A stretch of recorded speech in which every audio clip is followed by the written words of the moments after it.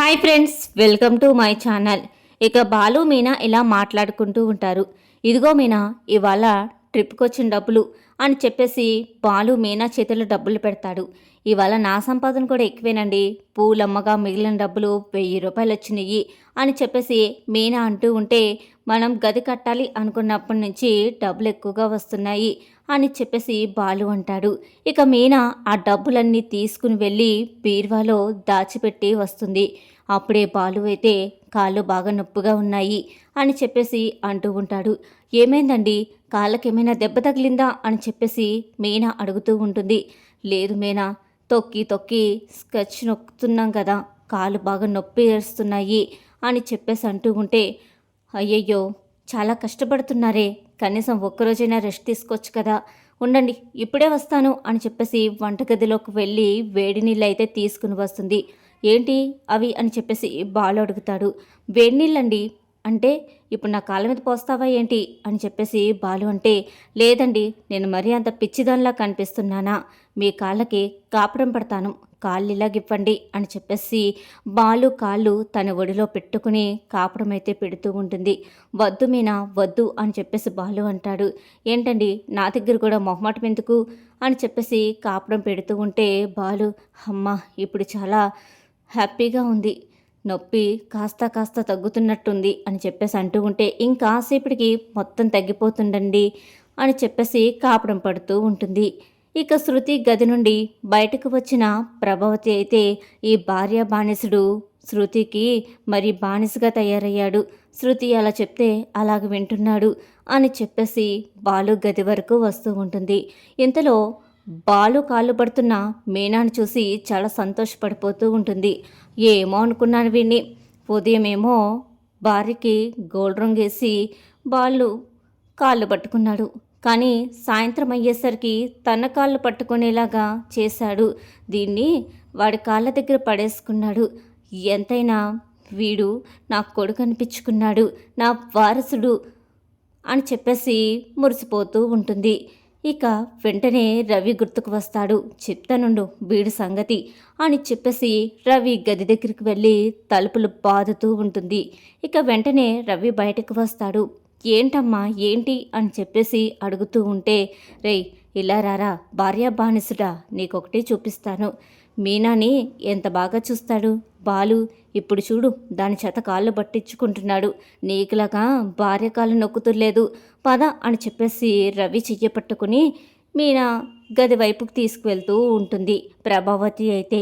ఇక ఇంతలో బాలు అయితే మీనా చేతిలో ఉన్న క్లాత్ని తీసుకుని, కేవలం నా కాళ్ళు మాత్రమే నొప్పి పుడతాయా, ఉదయం నుండి నువ్వు పువ్వులు కట్టి కట్టి నీ చేతులు ఎంతగా నొప్పి పుట్టుంటాయి, చేతులివ్వి అని చెప్పేసి తన చేతులకి కాపడం పెడుతూ ఉంటాడు. రవి వచ్చేసరికి, ఇక ఏంటమ్మా ఎందుకు బాలోనే గది దగ్గర తీసుకొచ్చావు అని చెప్పేసి అంటూ ఉంటే, చూడరా అటు చూడు అంటే ఇక రవి అయితే అటు చూస్తూ ఉంటాడు. ప్రభావతి అయితే, ఏముందమ్మా అక్కడేముంది అని చెప్పేసి అంటూ ఉంటే, రే నీ చూడొచ్చా, చూడమ్మా ఏం కాదు అని చెప్పేసి అంటూ ఉంటే, ప్రభావతి అయితే ఇక బాలు మీనాల్ని చూస్తుంది. ఇక వెంటనే సీన్ రివర్స్ అయ్యేసరికి, ఇదేంటి ఇందాకటి దాకా వీడి కాళ్ళు ఇది పట్టుకుంది కదా, ఇప్పుడంటే ఇలా మారిపోయింది అని చెప్పేసి తనలో తాను అనుకుంటూ ఉంటుంది. భార్య మీద ప్రేమ ఉన్న వాళ్ళు ఇలాగే చేస్తారు, ఇది చూపించడానిక నన్ను ఇక్కడికి తీసుకొచ్చావు అని చెప్పేసి అయితే రవి అక్కడుండి వెళ్ళిపోతాడు. అయ్యో ఛీ అని చెప్పేసి ప్రభావతి కూడా వెళ్ళిపోతుంది. ఇంతలో సత్యం అయితే బాలు దగ్గరికి వస్తాడు. ఏమైందిరా ఏంటి అని చెప్పేసి చూస్తూ ఉంటాడు.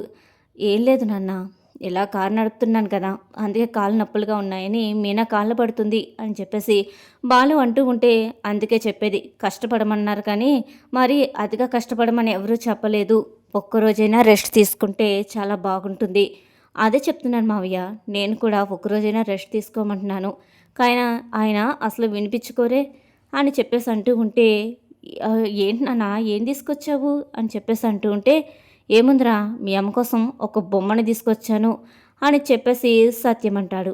ఏంటి నాన్న బొమ్మ తీసుకురావడం ఏంటి, అమ్మ ఏమైనా చిన్నపిల్ల, అయినా మన ఇంట్లో చిన్నపిల్లలు కూడా లేరు కదా ఆడుకోవడానికి అని చెప్పేసి బాలు అయితే అంటూ ఉంటాడు. మీ అమ్మకి ఈ బొమ్మలను చూసన్నా జ్ఞానోదయం కలగాలి. అందుకే ఈ బొమ్మను తీసుకొచ్చాను.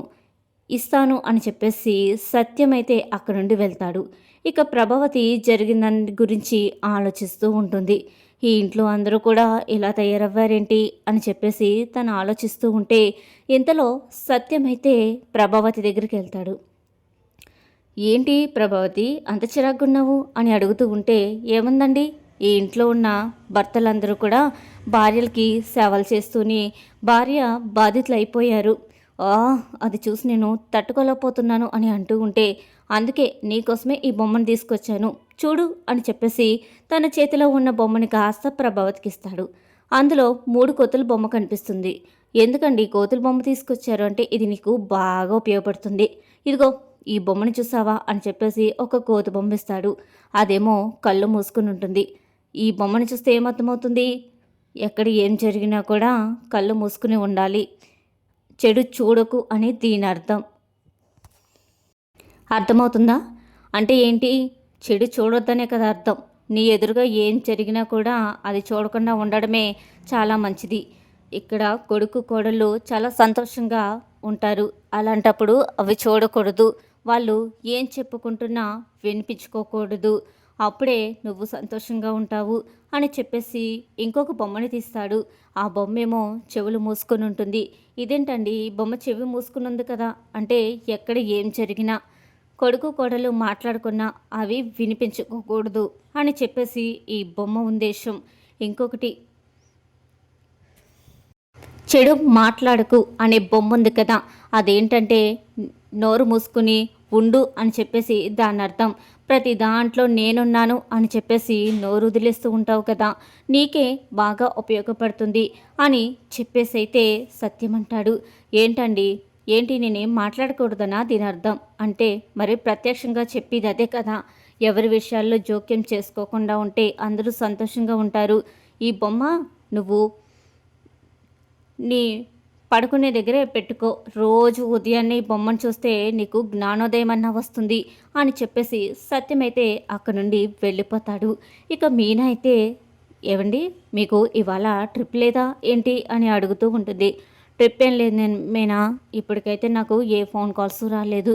అయితే ఇవాళ ఖాళీగానే ఉంటారా అంటే, ఖాళీగానే ఉంటాను అని చెప్పేసి బాలు అంటాడు. సరేనండి, నేను మార్కెట్ దాకా వెళ్ళొస్తాను అని చెప్పేసి మీనా అంటుంది.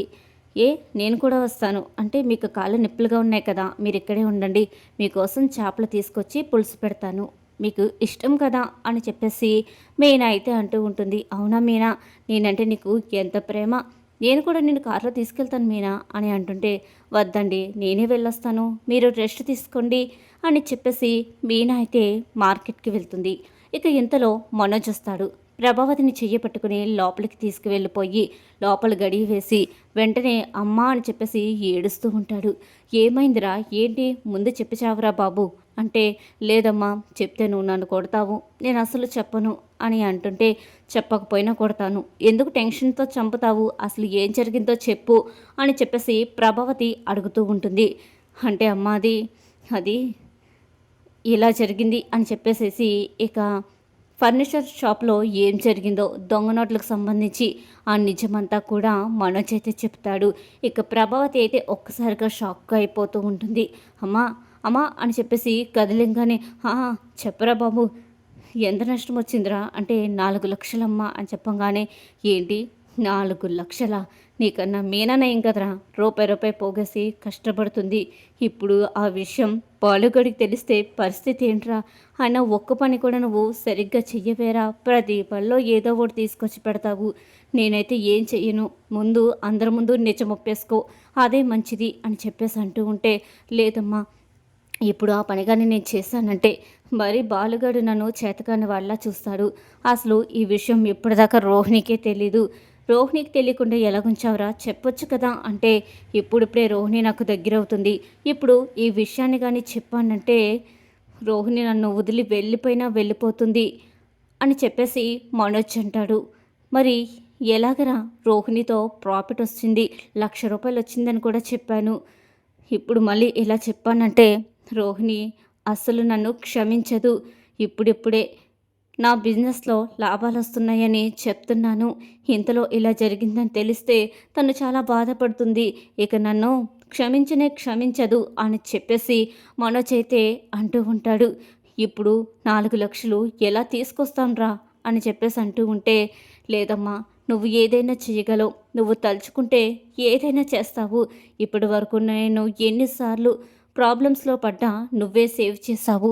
ఇప్పుడు కూడా నువ్వే చెయ్యమ్మా, లేకపోతే నా పరువు పోతుందమ్మా అని చెప్పేసి అంటూ ఉంటే, ఎప్పుడూ ఏదో ఒకటి తెచ్చి పెడతావురా, వెళ్ళి గుడి ముందు అడుక్కోరా, కనీసం ఆ డబ్బులైనా వస్తాయి.